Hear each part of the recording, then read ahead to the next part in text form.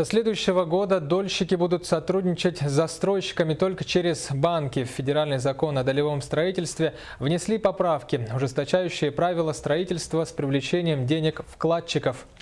Таким образом, государство надеется снизить количество обманутых дольщиков и сделать деятельность компании по максимуму прозрачной. Мнение сторон о грядущих изменениях собрала наш корреспондент Саргалана Захарова. Мария Николаева в мае 2012 года вложила деньги в долевое строительство. Работа шла все лето, дом строили, ничего не предвещало беды.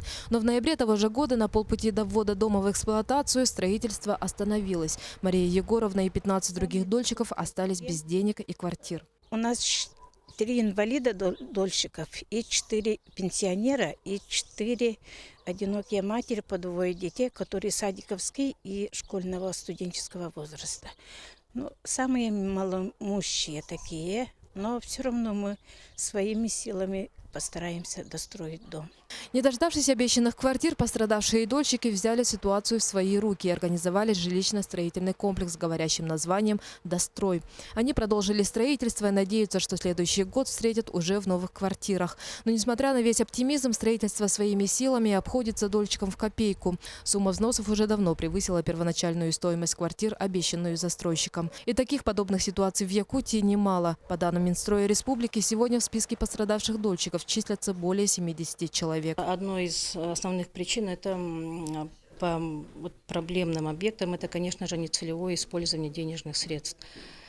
Такая ситуация была и у Санора, и у Есостиля. Такая же ситуация, вот именно нецелевое использование денежных средств дольщиков именно застройщиком, она имела место и у Макроса. Вот по всем этим случаям наше управление в рамках своей полномочий проводила проверки. Результаты проверки все направлялись в правоохранительные органы для возбуждения уголовного дела. Однако с этого года должны вступить в силу поправки в федеральный закон о долевом строительстве, которые должны обезопасить вкладчиков. Одна из них касается открытости информации о деятельности компании-застройщика. Дольщики наши, они будут иметь более полную информацию о том объекте, куда они вкладывают свои деньги. То есть застройщик уже не сможет их вводить в заблуждение вот по части самого объекта. Потому что бывает так, что нежилых помещений, допустим, будет указано в проектной декларации 10, а фактически их будет построено 8. Да?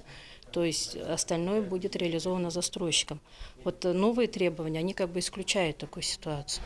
Конечно, мы приветствуем новое изменение. Это в части того, что учет денежных средств должен вести застройщиком по каждому объекту отдельно. На сегодня такого требования нет. Но самое значительное и обсуждаемое на всех уровнях нововведение коснется финансовых отношений между дольщиками и застройщиками. С 2017 года все вклады будущих обладателей квартир будут поступать на счет эскроу и замораживаться до введения объекта в эксплуатацию. С одной стороны, деньги дольщиков будут в сохранности, а с другой застройщику придется привлечь дополнительные кредитные средства. Застройщик будет вынужден всю нагрузку финансовую, которая на него ляжет, то есть все процентные ставки, обеспечение кредита и прочее, конечно, все это ляжет на стоимость квадратного метра. Поэтому стоимость квадратного метра в этом случае мы считаем, что может спокойно увеличиться. Также, согласно законопроекту, ужесточаются требования к строительным компаниям, которые будут строить по договору долевого участия. Их уставной капитал не должен быть меньше 5% стоимости всего объекта, либо не менее 1 миллиарда рублей. Как считают сами застройщики, это может привести к уходу с рынка мелких строительных компаний, а тем, которые все-таки решатся остаться в бизнесе, придется раскошелиться на поручителей. Застройщики будут вынуждены привлекать поручителей, у которых достаточно финансовых средств. Но эти поручители, конечно, придут тоже не бесплатно. Застройщику придется за эти поручительства в любом случае какое-то возмещение, этим поручителям предлагать. И, естественно, это тоже ляжет на стоимость квадратного метра. Согласно законопроекту, особые требования предъявят и к банкам, которые будут кредитовать застройщиков. У них должно быть оборот 20 миллиардов. Если так вот сравните, у нас, по-моему, Алмаз-Аргенбанк 2 миллиарда оборот средств. То есть надо понимать, что здесь будет ограничено количество банков, через которые будут застройщики кредитоваться. Законопроект ужесточит требования не только к застройщикам, но и к самим дольщикам. Если сроки внесения денег сейчас устанавливают строительные компании и могут в зависимости от финансового положения вкладчиков идти к ним навстречу, то банки, с которыми будут подписывать договор, потребуют точных сроков внесения оплаты. Но в то же время законопроект дает стопроцентную уверенность в том, что объект будет введен и деньги пайщиков не уйдут на другие цели. Мы спросили горожан, готовы ли они переплатить взамен стопроцентной гарантии успеха сделки. Конечно, чтобы вложить, если деньги, да, но надо же быть уверенным в этом, что действительно, если заплатишь, ты уже как бы получишь эту квартиру. Ну, если бы у меня деньги были, я бы, наверное, переплатила. Если гарантия была бы стопроцентная, что будет полная надежная ситуация, то, конечно, да.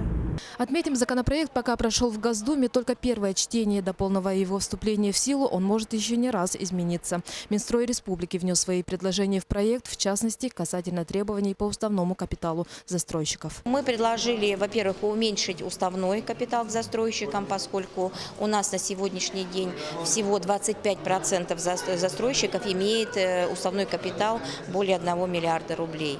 Вот надо посмотреть, что 75% это может застройщики уйти с рынка. Поэтому мы предложили вот в этой части.